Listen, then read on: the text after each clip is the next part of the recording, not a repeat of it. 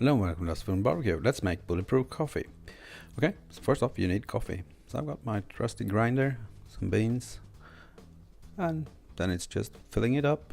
I'm gonna make 2 cups, so spin, spin, spin. Any which way, it's done.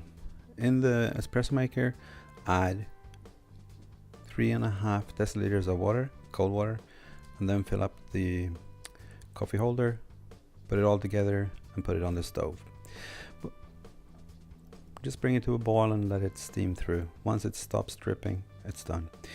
In a container where you can put your measurement there, put 1 tablespoon of salt-free ghee or butter and 1 tablespoon of coconut oil, and then 2 deciliters of hot coffee.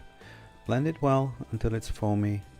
Add a dash of cardamom, that's what I did anyway. You could use cinnamon if you like, and then pour it in your favorite cup. And that's it. Bulletproof coffee for the keto diet. There we go, bulletproof coffee. Good morning. It's pretty nice. Thank you for watching. Bye.